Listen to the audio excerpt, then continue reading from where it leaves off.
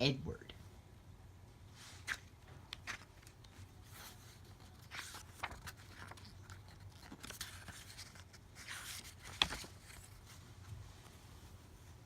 This is a story about Edward the Blue Engine.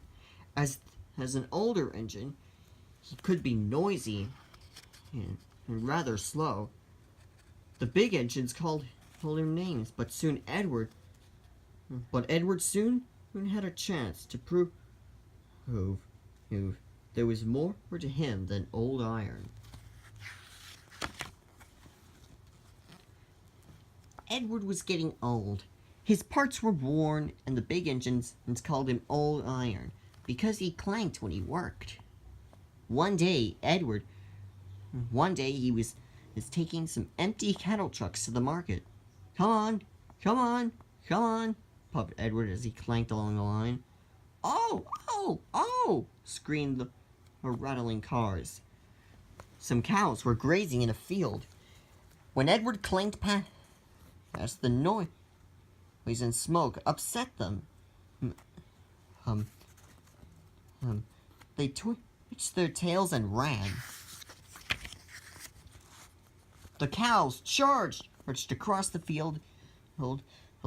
They broke through the fence and crashed into the last few trucks. A coupling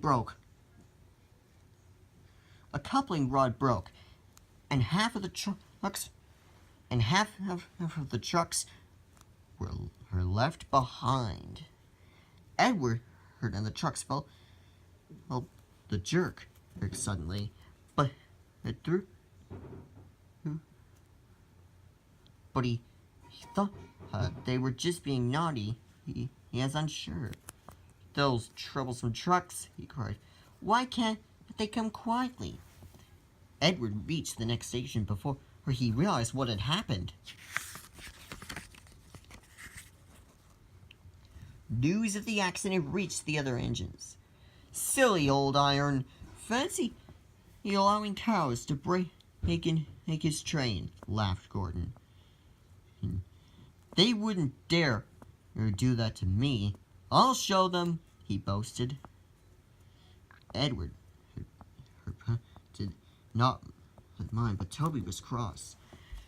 Don't worry, Edward, he said. Gordon is very mean. Need to call you names.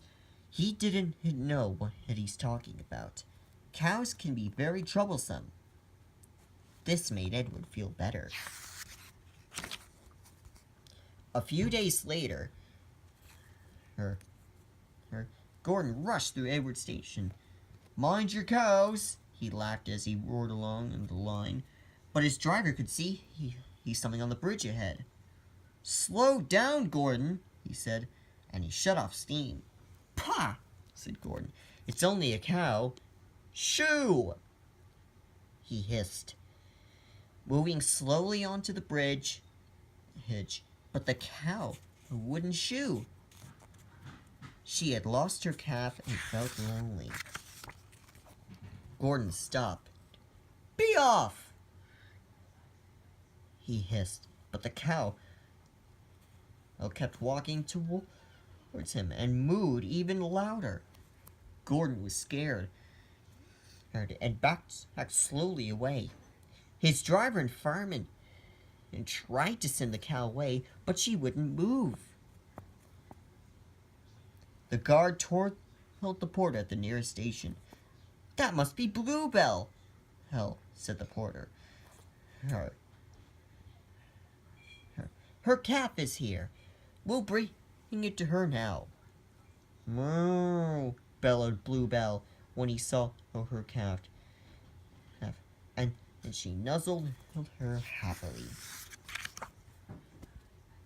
Gordon was very quiet on his way back to the station. He hoped no one had heard about Bluebell, but the story soon spread.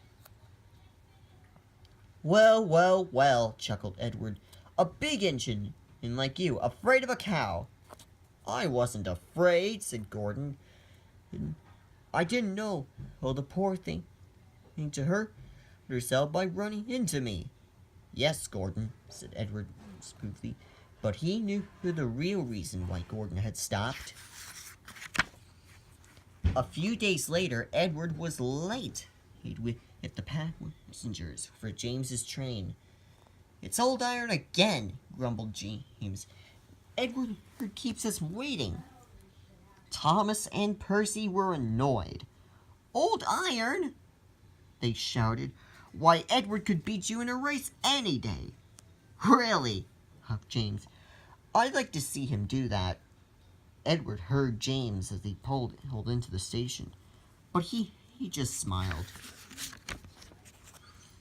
Later that week, James's driver felt unwell. His fireman was ringing for a relief driver, but he heard the signalman shout.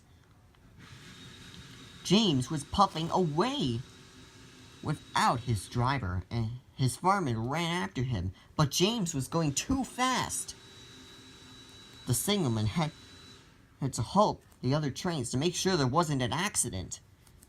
Two boys were standing on James's footplate, explaining the signalman. James's fireman returned. Edward's bringing the inspector. He needs a pole and a coil and a wired rope. James's fireman was waiting for the pole and rope when Edward arrived. Good man, said the inspector. Jump in. Don't worry, we'll catch him, puffed Edward. By now, James was very frightened. He had realized he didn't have a driver. I can't stop, he wailed. Help! Help! We're coming, cried Edward, and he puffed with every ounce of steam he had until he was level with James's buffer beam.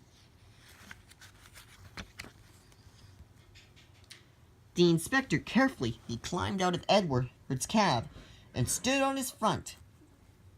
He made a noose out of the rope and tied it to the end of the pole. He was trying to slip it over James's buffer. The engine swayed and lurched. The inspector nearly lost his footing, but saved himself just in time. At last he did it. Got him! He shouted, and pulled the noose tight around James's buffer. Then he carefully climbed back into Edward's cab. Edward's driver braked gently so he didn't snap the rope. And James's fireman scrambled across and took control of James. So, Edward and James puffed back side by side. So, the Old Iron caught you after all, chuckled Edward. I'm sorry, whispered James. Thank you for saving me.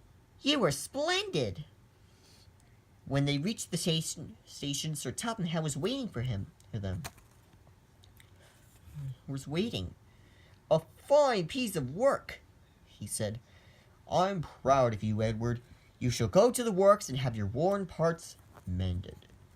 Oh, thank you, sir, said Edward happily. It would be lovely not to clank anymore. His driver soon got better and went back to work. The naughty boys had such a shock when James started to move. When James started moving, that they decided to wait until they were much older before trying to drive a train again. When Edward came home, he felt like a new engine. James and the other engines gave him a tremendous welcome. Even Gordon let out a cheer. Edward was very happy that he wouldn't be called Old Iron again.